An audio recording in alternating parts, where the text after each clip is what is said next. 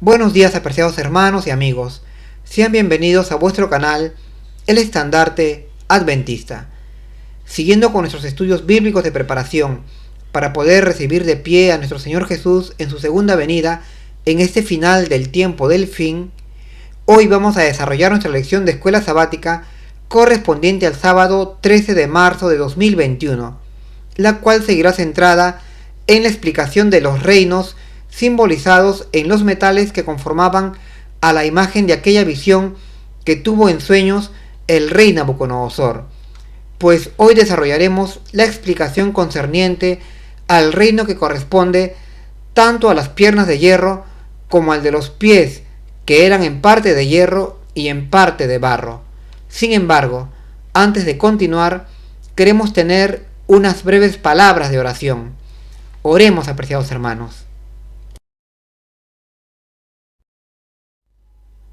Querido Señor que estás en las alturas de los cielos, te agradecemos por esta hermosa oportunidad que nos das de estudiar tu buena y segura palabra profética, la cual es una luz que nos alumbra en estos tiempos de oscuridad y confusión. Te pedimos en esta hora la ayuda de tu Santo Espíritu para poder entenderla y también para poder explicarla y aplicarla en nuestras vidas, pues queremos honrarte andando en obediencia a tu perfecta ley. Te lo pedimos por nuestro Señor Jesús, con el perdón de nuestros pecados. Amén. Nuestra lección lleva por título Caída del Imperio Romano. Bien, el título nos ilustra el propósito de esta lección, pues nos mostrará cómo los actos de injusticia y crueldad de las autoridades romanas llevarían al vasto imperio romano, que era fuerte como el hierro, a su división y luego a su desaparición, lo mismo que los demás reinos que se mostraban en la imagen que vio en sueños el rey Nabucodonosor. Y esto tiene relación con el mensaje central que Dios nos quiere mostrar en esta visión profética, que los reinos de la tierra serían temporales por estar construidos sobre la base de leyes humanas, las cuales son frágiles como el barro, al contrario del reino de Dios y de toda institución creada por Él, que están construidas sobre leyes divinas, las cuales al ser perfectas le dan estabilidad, permanencia y eternidad.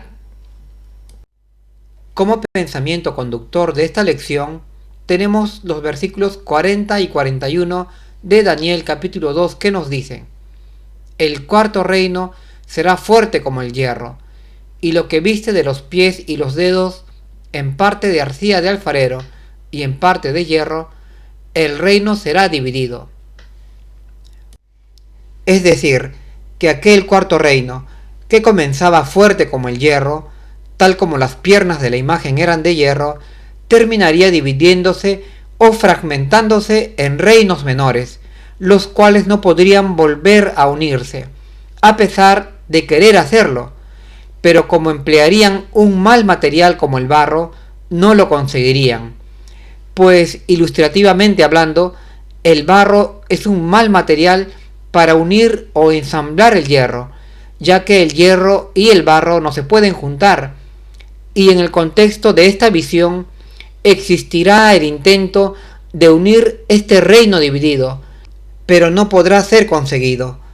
Y esto es en realidad una alusión al surgimiento de un quinto reino al final de los 4 grandes reinos que hemos visto. Pero este quinto reino, así formado por la unión del hierro y el barro, sería frágil, aunque tendría algo de la fuerza del hierro.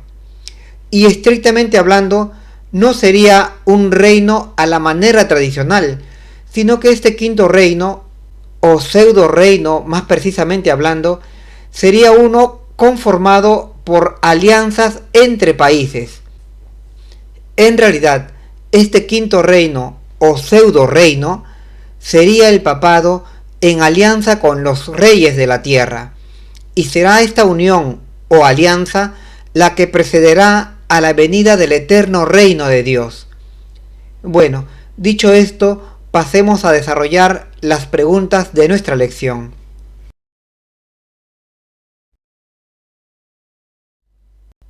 tenemos un primer subtítulo que dice: El príncipe de paz y el imperio romano. Pregunta número 1. ¿Qué hermosa promesa expresaron los ángeles a los pastores cuando Jesús, el príncipe de paz, nació? ¿Y qué condición extraña existía en aquel tiempo? Bien, la promesa que los ángeles de Dios expresaron a los pastores de Belén en aquella madrugada de vigilia fue la promesa de paz y buena voluntad a los hombres en la tierra, la cual era una declaración muy importante, pues en realidad decretaba la paz en la tierra. En realidad, apreciados hermanos, la venida del Mesías o príncipe de paz a nuestro mundo establecía la paz en la tierra, pues Dios así lo decretaba. Y así fue como efectivamente ocurrió, pues cuando nuestro Señor Jesús vino al mundo, lo hizo en un contexto de paz y tranquilidad que en ese momento reinaba en el gran imperio romano. Era una paz que no solo le daba estabilidad a este imperio, sino que también le daba prosperidad material. Esta paz que se decretó desde el cielo y de la que se benefició el imperio romano ha sido denominada por los historiadores como la Pax Romana, pues en esta época se vivió un largo periodo de estabilidad, calma y tranquilidad, justo en el mismo tiempo de la venida de nuestro Salvador, Cristo Jesús, para nacer en Belén. Y fue en este contexto de calma o de paz en la que se pudo dar a conocer a toda la tierra las buenas noticias del Evangelio de Dios para el mundo. Tenemos también una subpregunta sobre aquella extraña condición que reinaba en el mundo en aquel momento. Bien, lo que aquí se nos está pidiendo es que expliquemos aquella Pax Romana de la que antes hemos hablado, pues este momento era extraño para el mundo, pues anteriormente siempre había reinado las guerras, las batallas y la violencia, pero ahora, por extrañas circunstancias, reinaba la calma y la tranquilidad, es decir, una paz que antes nunca se había vivido. Y esto fue así porque había sido decretado por Dios, ya que Dios tiene el control de todos los acontecimientos aquí en la tierra, y era Dios quien había producido esta paz, tal como lo decía el canto de los ángeles en Belén. Paz que hacía alusión a la venida al mundo del príncipe de paz. Y aquí vale la pena recalcar que en aquel momento del nacimiento del Señor Jesús, el mundo estaba dominado enteramente por el imperio romano, y todas las naciones se sujetaban al gobierno y a las leyes de los césares, pues este imperio gobernaba con una voluntad de hierro, el cual era incontestable en este tiempo. Y este control o dominio que ejercía Roma sobre los reinos de la tierra propiciaba una completa paz. Esta situación creaba un ambiente que favorecía tanto los negocios como las comunicaciones, pues todos hablaban un mismo idioma. Y en ese contexto, tanto los judíos como los extranjeros podían viajar por todo el mundo y a Jerusalén para celebrar tanto las convocaciones o fiestas anuales como también para realizar distintos negocios e inversiones, y así indirectamente todos los que concurrían a Jerusalén se hacían conocedores de la religión hebrea, la cual luego terminaban difundiendo a lo largo y ancho del Imperio Romano por esta facilidad en las comunicaciones y por esta paz que se vivía en este tiempo. Eran pues circunstancias extrañas, pero favorables para el desarrollo y la prosperidad humanas, pero también para la difusión del Evangelio de Dios. Pasemos ahora a la siguiente pregunta. Pregunta número 2. ¿Qué potencia mundial confirmó y llevó a término la sentencia de muerte pronunciada contra el Hijo de Dios? La potencia mundial que confirmó y llevó a término la sentencia de muerte que pronunciara anteriormente el Sanedrín judío contra el Señor Jesús fue el Imperio Romano. Y esto fue así, pues los judíos, al ser un reino sometido a los césares de Roma, no tenían potestad para ejecutar una sentencia de muerte contra un acusado, y tuvieron que recurrir al Tribunal Romano de Jerusalén para que éste ejecutara la sentencia de muerte dictada por ellos, es decir, por el Sanedrín judío. Como hemos señalado antes, de acuerdo a la profecía que se declara en Daniel 2:40, el Imperio Romano gobernaba el mundo con un poder de hierro, y era imposible rebelarse contra su autoridad, y los que lo hacían eran severamente castigados por las autoridades de este inmenso imperio.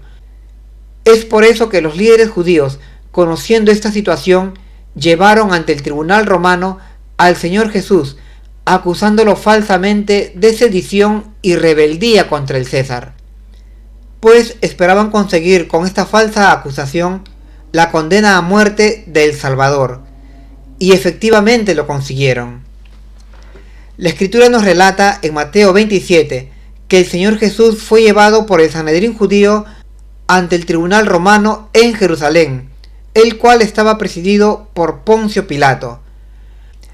Allí nuevamente el caso del Señor Jesús fue revisado, y por las evidencias que se examinaron, Pilato determinó que el Señor Jesús era inocente de todas las acusaciones que se hacían contra él, por lo que debería ser puesto en libertad. Sin embargo, este gobernador romano, presionado por los líderes judíos, terminó condenando a muerte al Señor Jesús. Pero él, queriendo hacer ver que era libre de este acto de injusticia, se lavó las manos. Sin embargo, ante los ojos de Dios, quedó registrado como culpable, pues se estaba burlando de la justicia de su propio país, condenando a muerte a un inocente. En la página 672 del libro El deseado de todas las gentes, Ellen White nos dice que fue el Sanedrín judío quien condenó a muerte al Señor Jesús, pero luego tuvieron que recurrir al tribunal romano que presidía Poncio Pilato para confirmar esta sentencia y llevarla a su ejecución. Importante afirmación de Ellen White para aclarar la culpabilidad tanto de los líderes judíos como del pueblo de Jerusalén en la declaración de muerte del Señor Jesús. Bien, dicho esto, pasemos a la siguiente pregunta. Tenemos un segundo subtítulo que dice: El crimen de Pilato y sus consecuencias. Pregunta número 3. ¿Qué hizo el cielo para proteger a Pilato de la enorme culpa que acarrearía sobre sí al condenar injustamente a Jesús? ¿Y cómo finalizó la carrera y la vida de Pilato?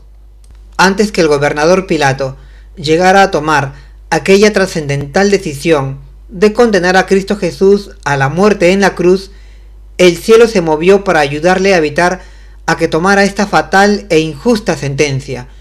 Por eso es que la Escritura nos señala que en el momento que Pilato estaba en el tribunal juzgando al Señor Jesús, le llegó una carta de parte de su mujer, en la que ella le decía: no tengas nada que ver con este justo, pues esta noche he padecido mucho a causa de él.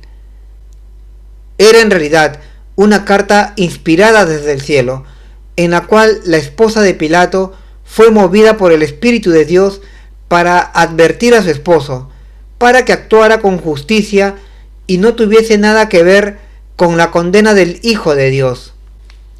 Sin embargo, el gobernador romano cedió tanto a la presión del Sanedrín como a sus ambiciones políticas, por lo que, haciendo oídos sordos tanto a la justicia como a la petición de su esposa, condenó a muerte al inocente Hijo de Dios. Sin embargo, tal como nos lo dice Job 25, esta alegría no le duraría mucho tiempo al injusto Pilato. Tenemos además una subpregunta que nos dice: ¿cómo terminó la carrera del gobernador Poncio Pilato? Bien, el éxito político de Poncio Pilato fue breve, pues por este acto de injusticia que cometió contra el Hijo de Dios, unido a los demás casos de injusticia habidos a lo largo de su carrera, le trajeron como consecuencia final el fracaso y la ruina. En otras palabras, Pilato cosechó las semillas que sembró, pues finalmente fue depuesto de su cargo y de los honores políticos que había conseguido, por lo que, herido en su orgullo propio, se quitó la vida. Así está escrito en la página 681 del libro El deseado de todas las gentes. Triste el final de este político romano que ordenó la crucifixión del Señor Jesús. Desafortunadamente, Pilato se mantuvo del lado de la injusticia y al final cosechó las semillas que sembró, pues finalmente fue depuesto de su cargo y de sus honores, por lo que, herido en su orgullo propio, se quitó la vida. Así está escrito en la página 681 del libro El deseado de todas las gentes. Pasemos ahora a la siguiente pregunta.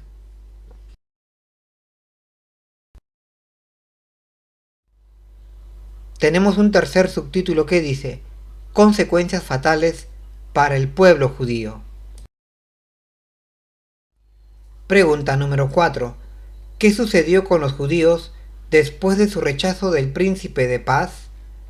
Las consecuencias para el antiguo pueblo de Dios, es decir, la nación judía, por rechazar y condenar a muerte injustamente al Salvador del mundo, Cristo Jesús, fueron realmente trágicas, ya que terminaron pereciendo como nación en el año 70 de la presente era, pues en este año el poderoso Imperio Romano envió sus ejércitos para someterlos por sus actos de rebeldía.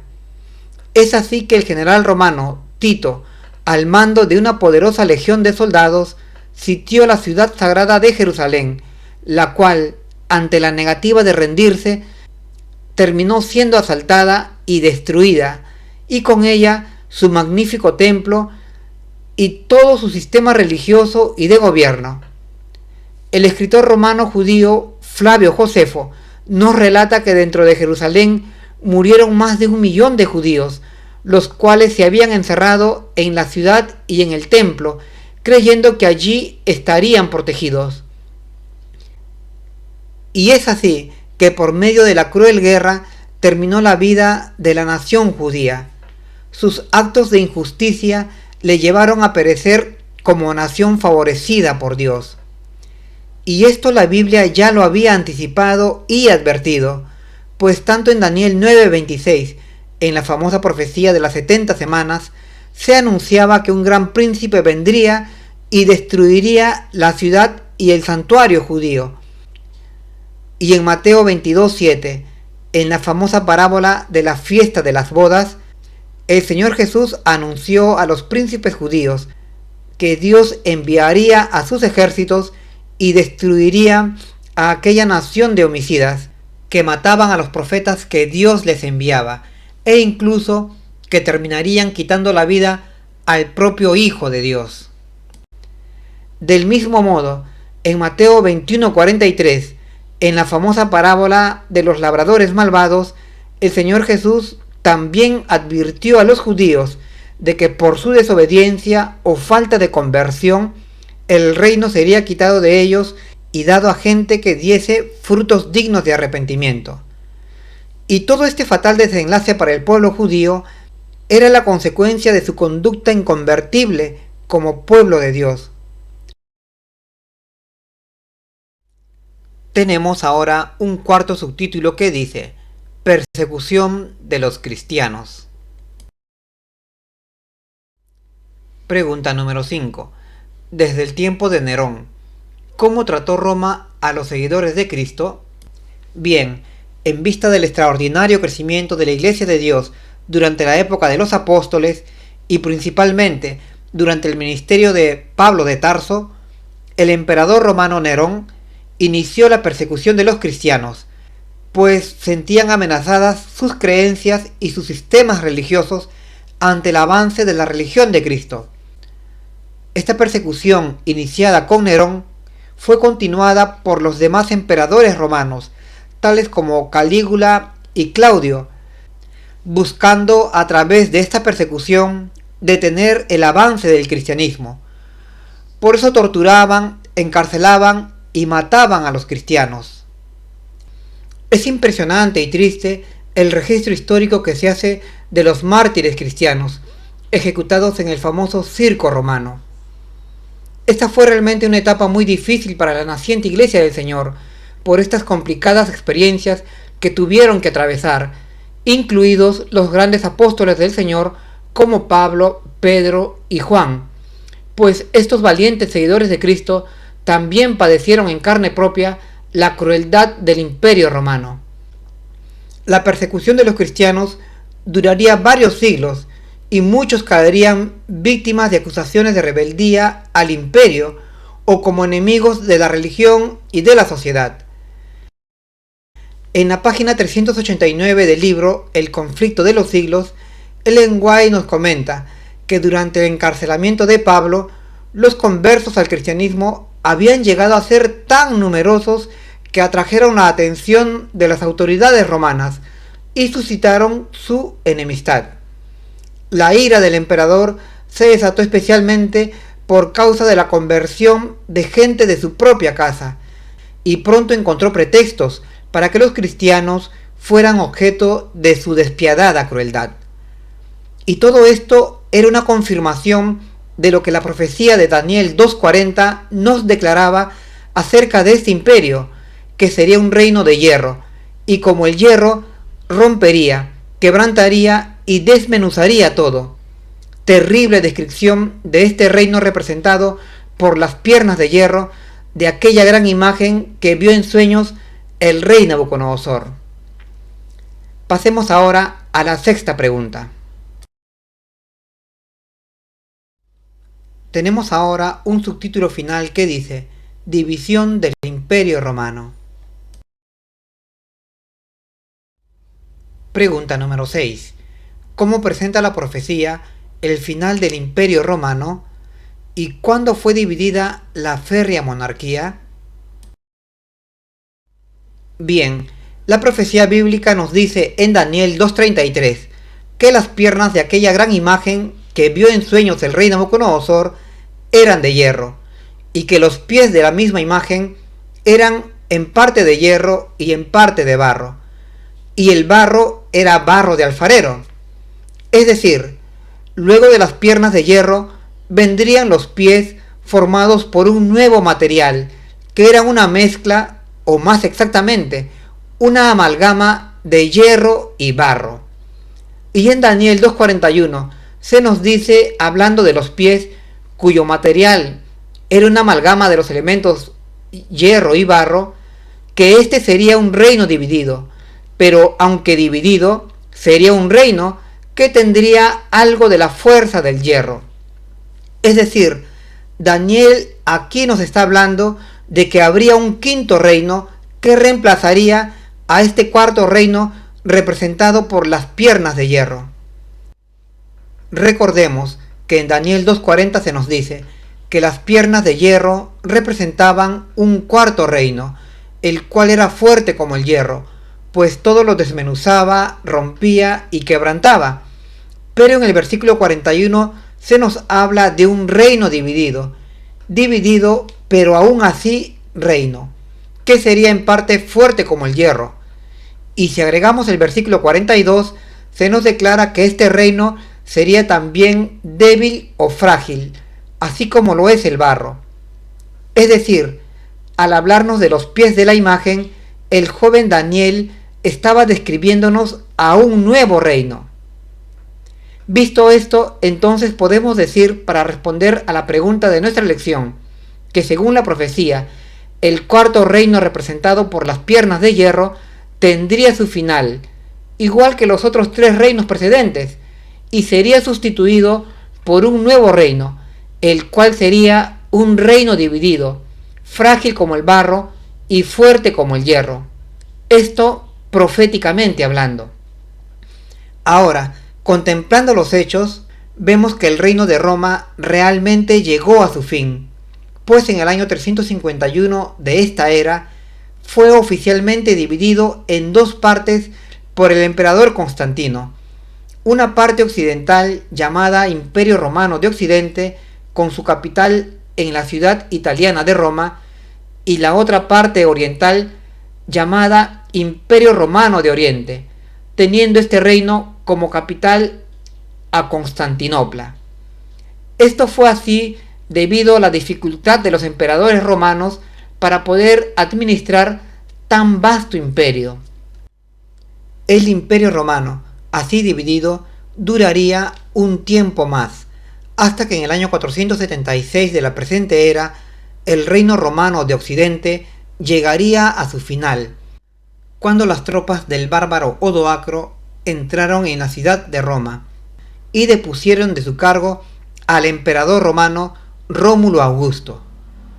Sin embargo, pese a este hecho, el Imperio Romano de Oriente permanecería unos 1000 años más, hasta que en el año 1453 de la presente era caería disuelto por los turcos otomanos. Este sería en todo caso el año que marcaría el fin de este poderoso imperio romano, representado por las piernas de hierro de la gran imagen que vio en sueños el rey Nabucodonosor. Vayamos ahora a nuestra última pregunta. Pregunta número 7, que presenta la historia acerca de la división del imperio. Bien, la historia nos presenta lo que efectivamente ocurrió con el Imperio Romano, pues este, antes de su final, efectivamente se dividió. Primeramente se fragmentó en dos reinos en el año 351, estableciéndose un reino occidental llamado el Imperio Romano de Occidente y un reino oriental llamado el Imperio Romano de Oriente. Luego, en el año 476 de esta era, el Imperio Romano de Occidente llegó a su fin, pues el rey bárbaro Odoacro depuso al emperador Rómulo Augusto, dividiéndose luego el Imperio Romano de Occidente en 10 reinos, los cuales serían los actuales estados de la Unión Europea. En cuanto al Imperio Romano de Oriente, este sobreviviría unos 1000 años más, hasta que en el año 1453 el sultán otomano Mehmed II tomaría la ciudad de Constantinopla, poniendo fin al Reino de Oriente. Sería entonces en esta fecha que el reino romano llegaría a su final, es decir, en el año 1453 de la presente era actual. Así se cumpliría en los hechos la profecía que el joven Daniel explicara al rey Nabucodonosor acerca de los reinos que conformaban aquella gran imagen que vio en sueños, pues aquel reino representado por las piernas de hierro llegó a su fin, siendo sustituido por un nuevo reino representado por los pies de la imagen, los cuales estaban formados por una mezcla de hierro y barro cocido.